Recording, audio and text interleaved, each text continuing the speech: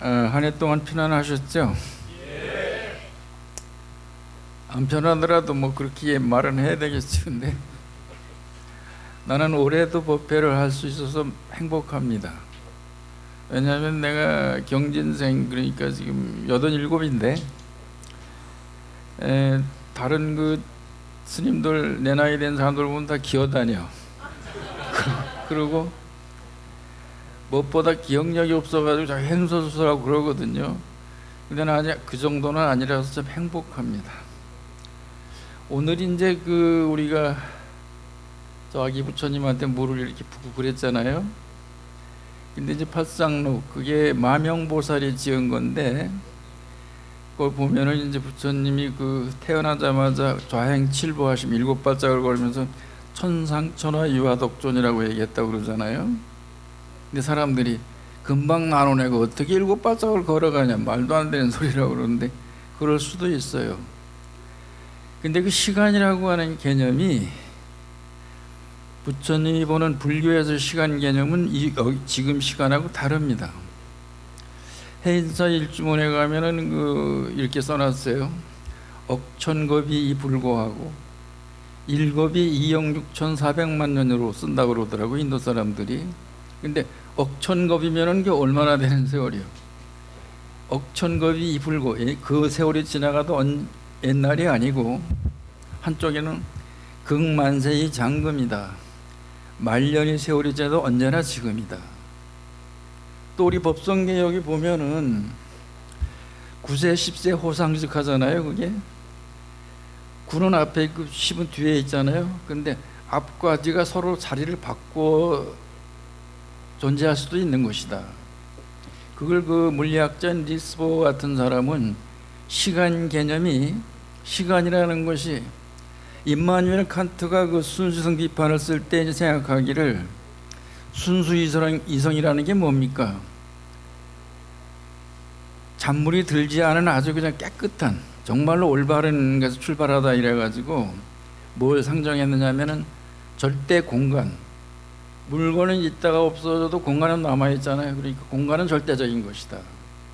그 다음에 절대 시간, 시계 안 보는 사람도 시간을 흘러간다. 절대 원소, 모든 물건이 분자에서 원자로, 원자 이하로 사라져도 그게 이제 그 절대적 원소를 그때 원자라고 봤거든. 원자는 절대 변하지 않는 것이다. 그래서 그 세 가지에서 출발을 하거든요, 그 사람이. 근데 부처님은 2500년 전에 시간은 존재하지 않는 것이다 그랬어. 시간이라는 것도 이 동네에 사람이 태어나서 살아가다 죽듯이 그 공간과 시간의 관계 속에서 만들어졌다 사라지는 것이지 절대적인 것은 아니다. 뭐 그리 복잡한 이론을 생각할 것도 없이 좌우지간 지금 그 현대 물리학자들은 어떻게 부처님은 시간을 그렇게 볼 수 있었을까? 여러분들도 그 희한하지 않습니까? 그러니까 부처님이 천상천하 유화독존이라는 것은 부처님이 평생 동안 가르친 대의를 함축한 말이 저겁니다.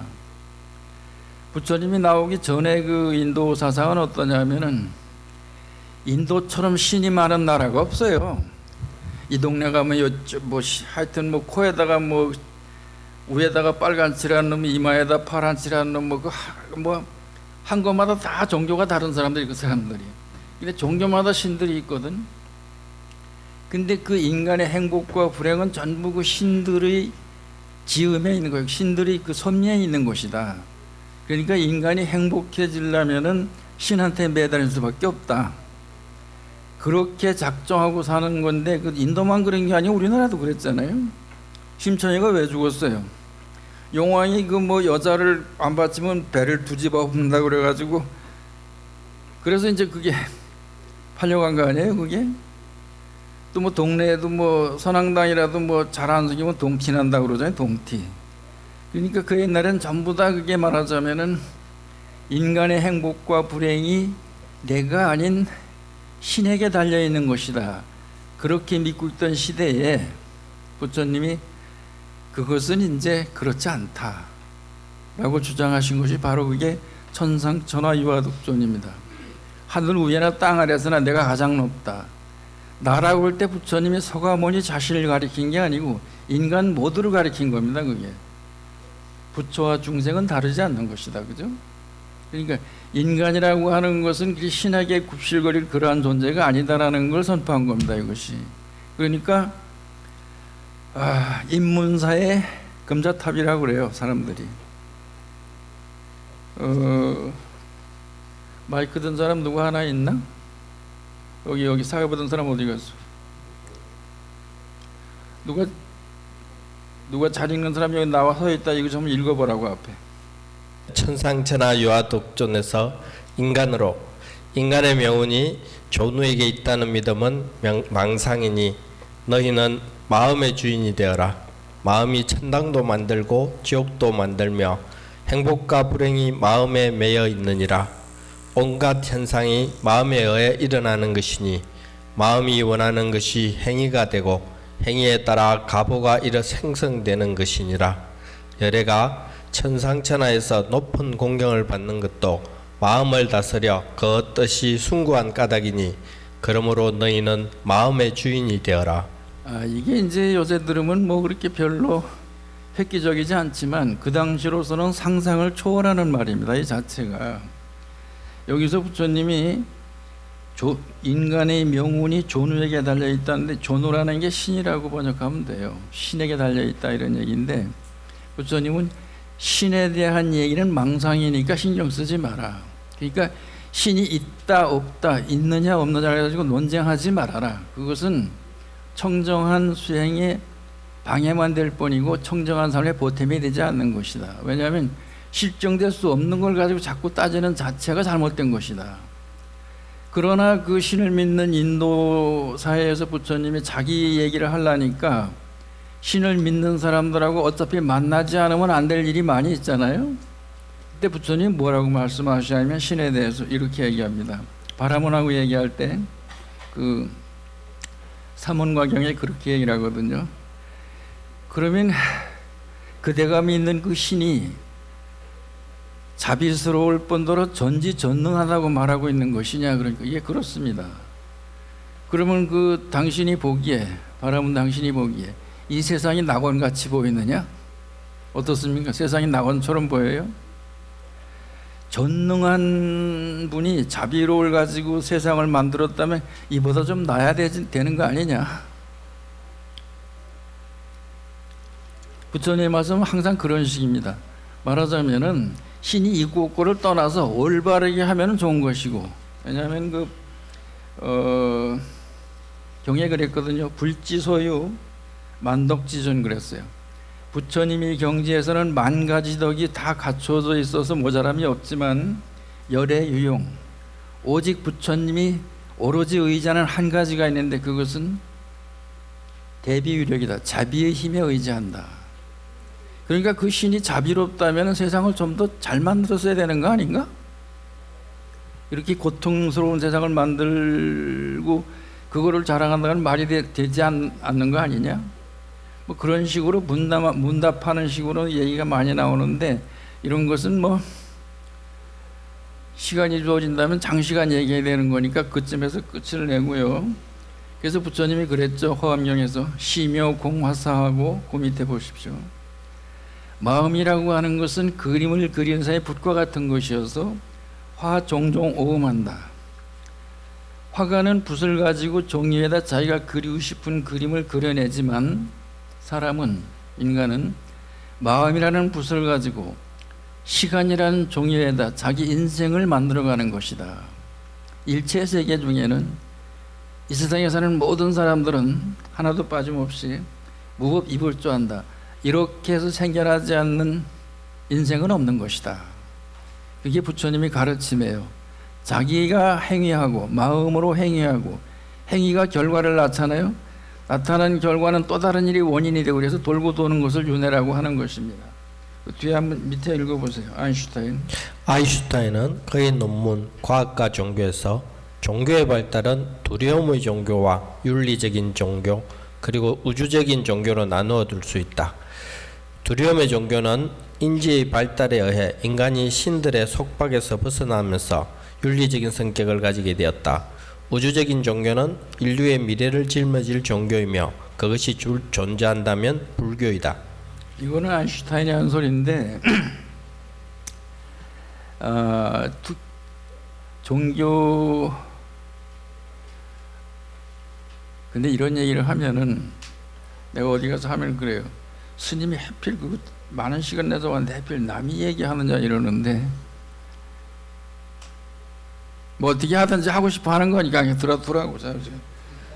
그 모든 종교의 시작은 두려움에서 시작됐다 이렇게 얘기를 해요.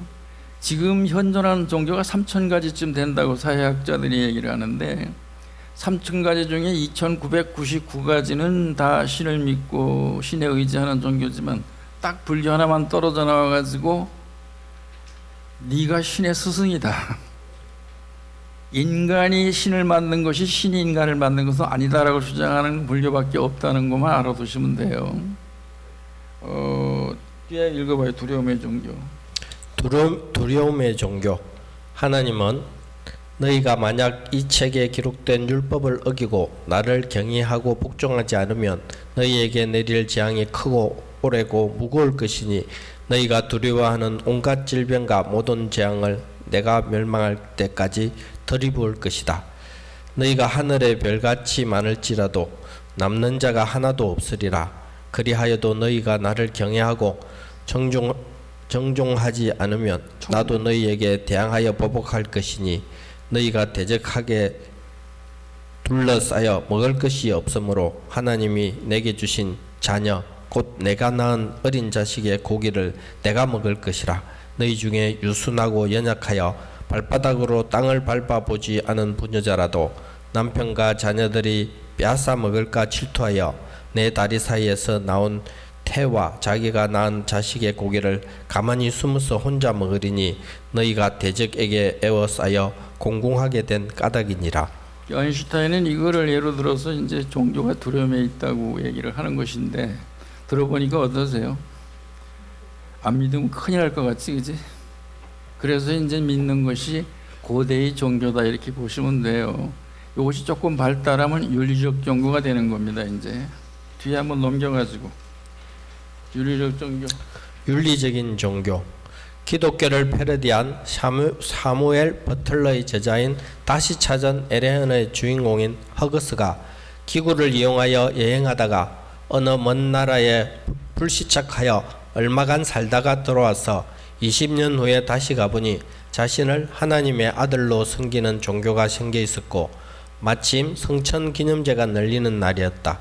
그런데 최고 사제인 행키와 팽키라는 주교들은 히그스를 공경하기는커녕 눈길도 주지 않으며 무시했다. 그러다가 우연히 그들의 대화를 엿듣게 되는데 그들이 나는 히그스가 신이라고 믿은 적도 없고 관심도 없으며 앞으로도 그럴 것이라고 했다.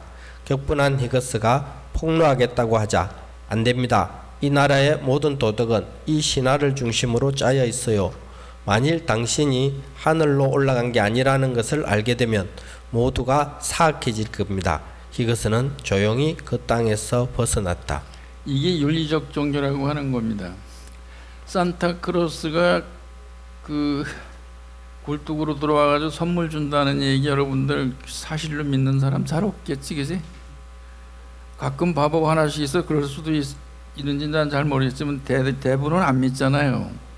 근데 왜 그래도 산타크로스를 이렇게 만들어가지고 막 축제를 벌리고 그러느냐 하면은 애들이 교육상 착하게 살면 선물 준다는 그것을 이렇게 애들한테 가리키면은 좀 착해지지 않을까? 그래서 그렇게 한다는 겁니다. 똑같은 여기서 이제 그 샤무엘 버틀러의 소설 다시 찾은 에리언이라는 것을 그 버트란드 러셀이라는 철학자가 있잖아요. 그 사람이 그 노벨 평화상을 받은 사람인데 노벨 평화상을 받은 그 내용 중에 가장 중요한 것이 뭐냐면 신에게 대항해 싸웠다는 거예요. 그 사람이. 그때 낙태 문제가 이제 굉장히 그 20세기니까 낙태 문제가 굉장히 사회적으로 이제 문제가 되고 그랬는데 낙태를 해도 되느냐 안 되느냐를 가지고 굉장히 그 유럽 사회에서 떠들썩했어요.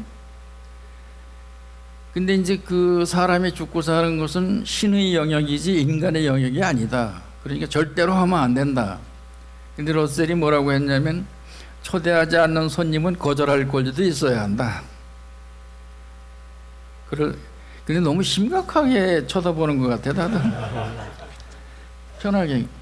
그래가지고 이제 말하자면 그 가령 예를 들어서 부모 중에 하나가 성병이 있어가지고 아이를 임신하게 되면 그 자식이 나올 때 기형아가 나온대요. 그게 그런지 안 그런지 잘 모르지만, 근데 그게 나오면 걔도 불행하고 부모도 불행한데 그렇게까지 해야 될 이유가 있느냐? 이래가지고 하다 보니까 이제 기독교하고 트러블이 생기게 됐고, 거기서 이제 나는 왜 기독교인이 아닌가라는 책을 쓰게 됐어. 그 사람이 이 책을, 사무엘 버틀러의 이 책을 기포드라는 곳에 강연하면서 이제 주제로 한번 강연을 한 적이 있어요. 나는 그 강의 내용에서 이걸 발췌해 온 겁니다, 이게. 근데 히그스라는 사람이 이제 여행을 좋아하는데 기구를 타고 하늘로 날아다니잖아요, 그죠? 가다가 고장이 나가지고 어느 동네에 불시착을 했어.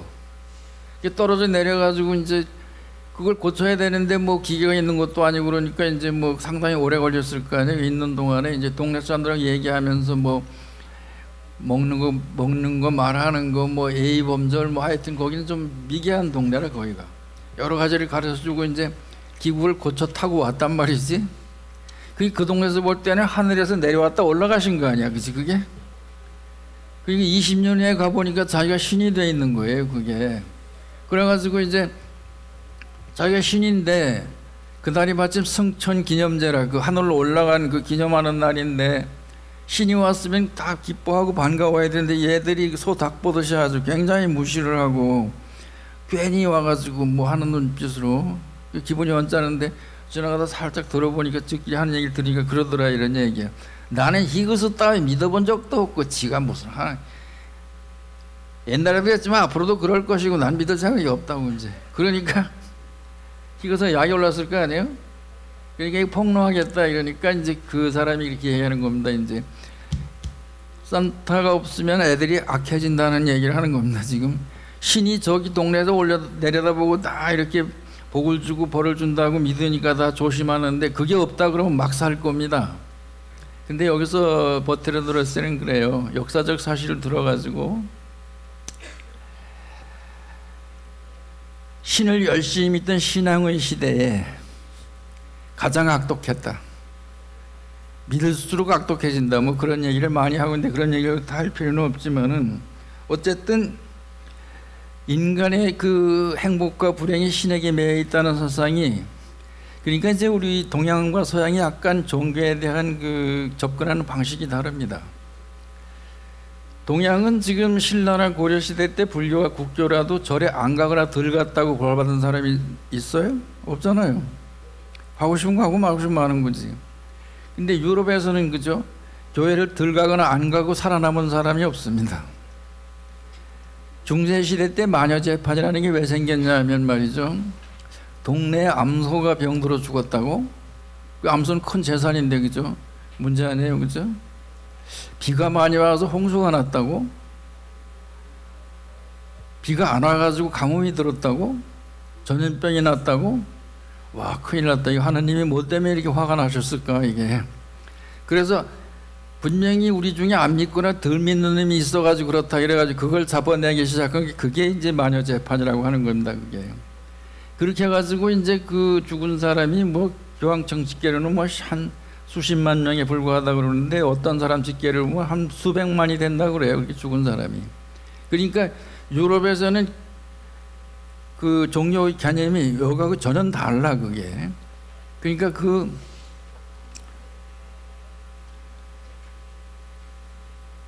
내가 너무 심각한가 다들 이렇게 쳐다보는 게 수상해.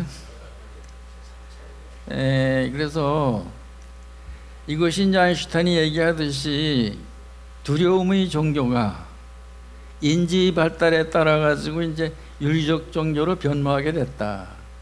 그러니까 그 두려움의 종교라고 하는 건 이제 그 아인슈타인이 예로 들은 건 아까 얘기한 구약이거든요.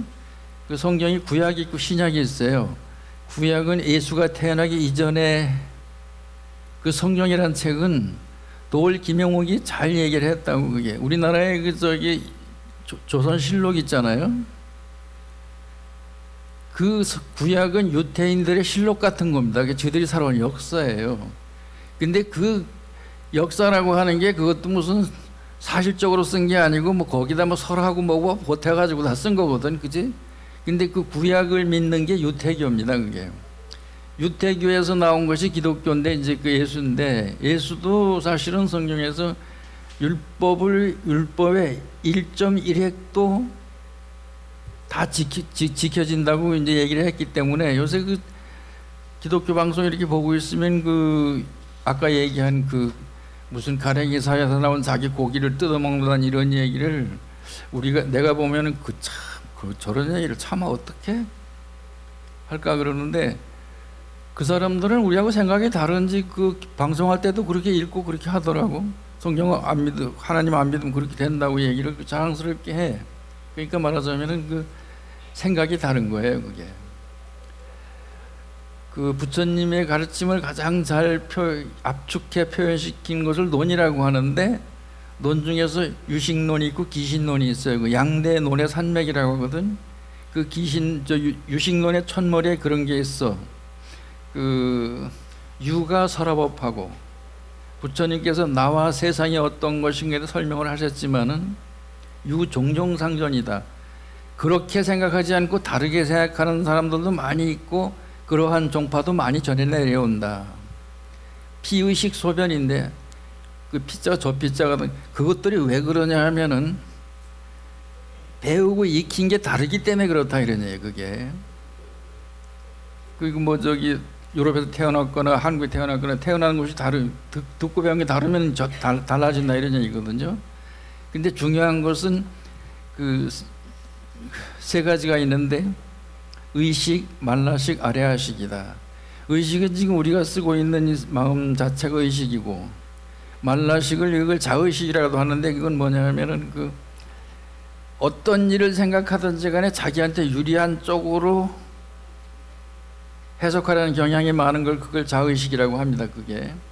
그리고 아래아식이라고 하는 것은 모든 한번, 그러니까 기억이, 우리 기억이라고 하는 게, 그죠? 나이 들어도 내가 참 그 행복하게 생각하는 게, 눈도 침침해지고 다리도 걸어가는데 불편하고 그러는데 기억력 하나는 아직까지 까딱없는 게, 그게 상당히 좀 행복합니다. 그래서 내년에도 이런 소리 할 수 있으면 좋겠어.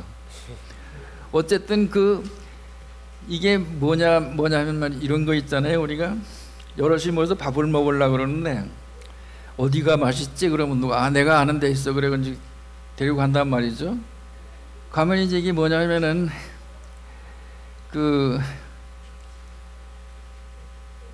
이렇게 이제 종자생 현행하고 그랬거든요. 유식에서 종자라는 걸 기억이라고 생각하면 돼. 기억 종자생 현행, 기억이 현재 행위를 이끌어간다 이런 얘기죠. 그래서 맛집을 찾아가서 먹었는데 먹어보니까 먼저 번에 먹은 거하고 영 맛이 달라, 그지? 주인이 바뀌었나? 주인도 멀쩡한데 입맛이 다 바뀌었나? 어쨌거나 맛이 없어. 그러면 맛있다고 생각했던 기억이 지워지고 맛이 없다는 쪽으로 기억이 새로 입력될 거 아니에요? 그러니까 기억이 현재 행위를 이끌고 현재 행위가 어떻게 됩니까? 다른 종자를 만들어 저장시킨다 이런 얘기죠. 그죠? 현행훈 종자한다. 종자 생현행하고 현행훈 종자한다. 이해가 되세요? 엄청 똑똑한 사람들이, 난 이거 이해하는데 엄청 오래 걸렸어. 어쨌든 이런 기억인데 우리가 한번 스쳐 지나간 건 다 기억을 한답니다, 사실은. 요새 화학이 발달해가지고 우리가 책방에 가가지고 무슨 책이 있나 그러고 쭉 한번 돌아봤잖아요. 근데 자기 기억이 남은 건 없잖아요. 그런데 얘를 갖다가 체면을 걸어가지고 그 시간으로 보내가지고 그때를 돌리게 하면 책 이름을 다 읽어낸다는 거예요. 그게 한번 보거나 스친 것은 다 기억을 한다 이게요. 근데 아레아식이라고 하는 것은 여러 억겁의 세월을 통해 가지고 윤회하면서 쌓은 모든 지식이 한꺼번에 거기 다 저장되어 있는 게 그게 아레아식이라고 하는 겁니다.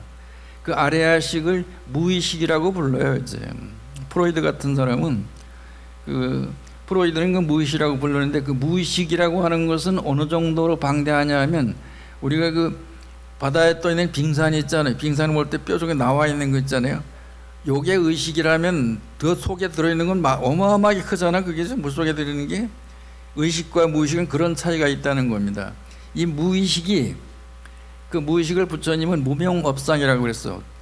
태어나기 전에부터 가지고 있는 지식이야. 그것은 너무 아이를 안 낳아봐서 모르겠는데 애 낳아서 키워본 엄마들은 잘 알 거야. 낯을 되게 가리는 애가 있지, 그지?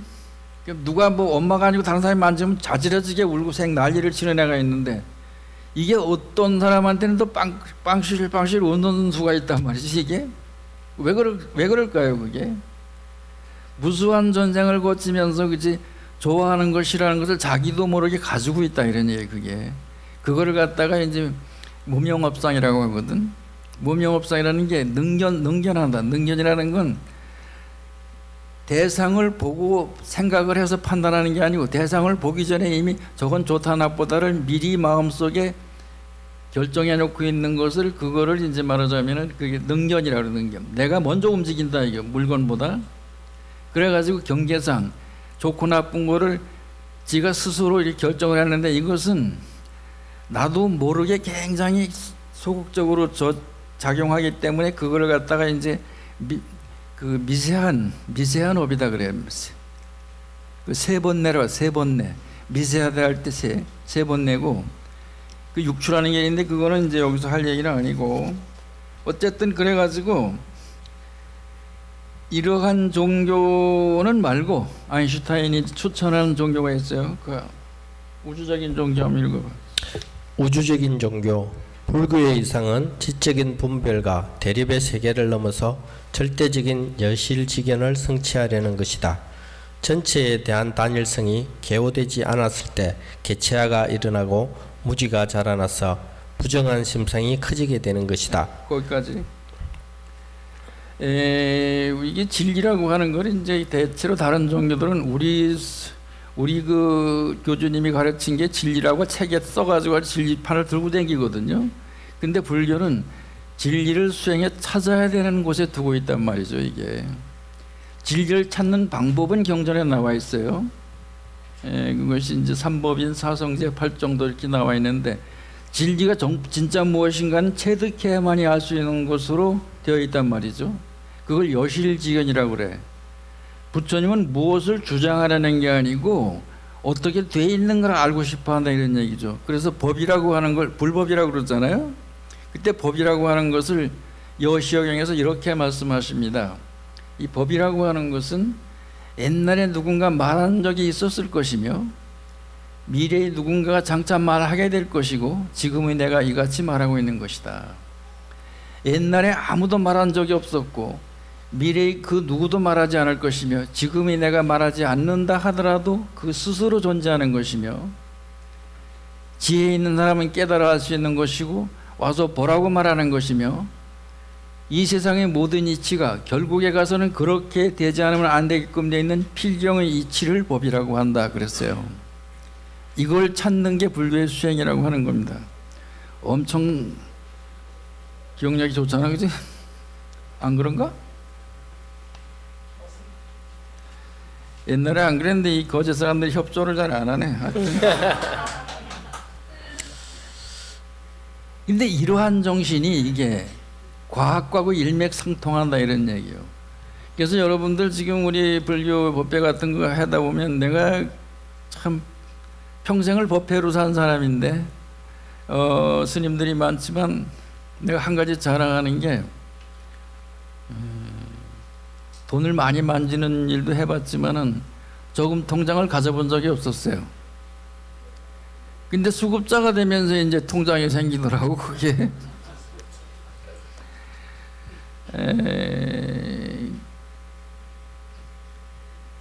근데 그 무슨 얘기를 하다 그리 넘어갔냐 이게 지금.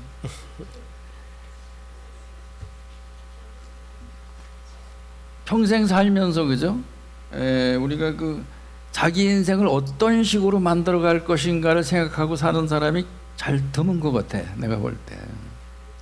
사람들이 몸에 병이 드는 건 굉장히 걱정을 하거든. 뭐 조금만 속이 시리면 뭐 위암 아닌가, 또 무슨 뭐 기침이 나면 뭐 폐결핵 아닌가 이래가지고 병원에 빨리 가지만은 정신이 병드는 것은 전혀 신경도 안 쓰고 산다고 부처님이 그 한탄을 하신 겁니다. 그게. 근데 이러한 그 탐구 정신이 과학하고 일맥상통한다 이런 얘기요. 그래서 내가 법회를 하면서 보면은 평생 동안 법회를 하러 다녔는데 여기 거제거사님을 만들 시기 있잖아요. 그때 한 달에 한 20번 이상 법회하러 다녔어. 그리고 이제까지도 맨날 생기는 거 없어서 밤낮 그렇게 돌아다닙니다. 이제 그 사는 중인데 그때보다 어떻게 점점점 숫자도 줄고 열기도 식어가고 점점 그래가지고 이상하게 돼가는 것 같은데 이 시대를 살아가는 최고의 지성인들, 물리학자는 거의 다 불교 신자입니다. 물리학자들은. 왜냐하면 그 사람들은 말이죠, 무엇을 그렇게 정해놓고 찾는 게 아니고 궁극적 실제가 무엇인가를 찾는 게 물리의 궁극적 목적이에요. 그죠? 불교하고 일맥상통한다 이런 얘기 그게. 그래서 뒤에 한번 읽어보세요. 현대 물리학과 동양 사상의 제자인 프리초프 카프라는 그 책의 서문에서 현대 물리학의 놀라운 성과는 과학자들이 가야 할 전혀 다른 두 갈래의 길을 열어놓았다. 극단적인 표현을 쓴다면 한 길은 부처님으로 나아가고 다른 한 길은 폭탄으로 이어진다. 어느 길로 갈 것인가? 그것은 과학자들 자신에게 달려있다. 오늘날 우리 사회의 과학자와 기술자 가운데 거의 절반이 군사 관련 연구와 생산에 참여하여 전면 파괴에 보다 정교한 수단을 개발하는데 인간의 발명과 창조에 막대한 잠재력을 낭비하고 있다. 이러한 시대에 부처님의 길, 따뜻한 가슴이 있는 길을 아무리 강조해도 그 지나침이 없으리라 생각한다. 아인슈타인이 예고했듯이 또 이제 그 부처님의 가르침을 이것이었구나 하고 믿고 있는 사람들이, 근데 불교는 원래부터 그렇게 시작했습니다. 다른 종교는 아주 그 밑에서 올라왔거든. 기독교 같은 것도 보면 아주 그 못 사는 사람들 대상으로 올라와가지고 점점 지식층에 침투를 하잖아요. 불교는 최고의 지식층에 시작을 해가지고 밑으로 내려갑니다 이게. 근데 지금 현대 사조의 흐름은 누가 뭐라 그랬던 불교 쪽으로 기울어지고 있다. 이제 그렇게 보시면 되겠습니다. 그래서 석가 불출세하고 설사 서가모니 부처님이 세상에 나오지 않았고 달마 불설해라. 달마가 인도에서 중국으로 불교를 전하러 오지 않았다 할지라도 불법은 편천했으리라. 부처님의 가르침은 세상에 가득 차게 퍼질 것이다 앞으로.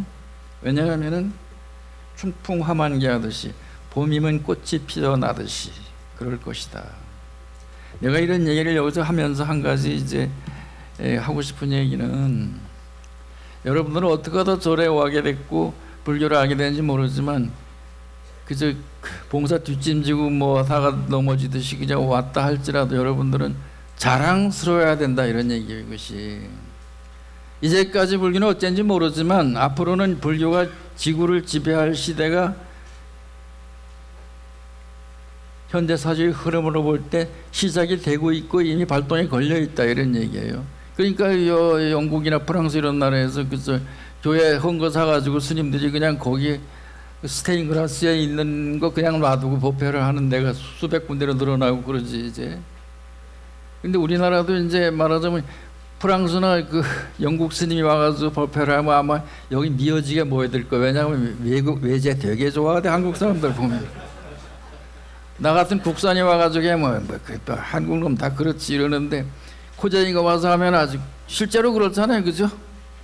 저 되지도 않은 뭐 코자이가 와서 하니까 뭐 사람 몰리고 그러는데 내가 가만히 보니까는 참 한국 사람들은 남의 걸 그렇게 남의 걸 좋아하니까 또 발전도 하겠지. 따라하느라고 정신없이 하다 보니까 드라마도 그 시원찮은 거 그렇게 직사하게 만들더니 요새는 꽤 괜찮게 나오는가 보다. 외국 사람들이 보는 거 보면은. 어쨌든 여러분들은 부처님을 만난 것이 참 엄청난 복이고 굉장한 행운이라는 것을 가슴에 간직하고 돌아가시기 바랍니다. 오늘 고마웠어요.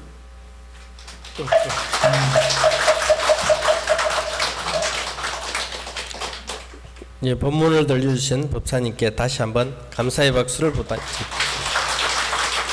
내년에도 건강한 모습으로 다시 뵐 수 있기를 기원드립니다.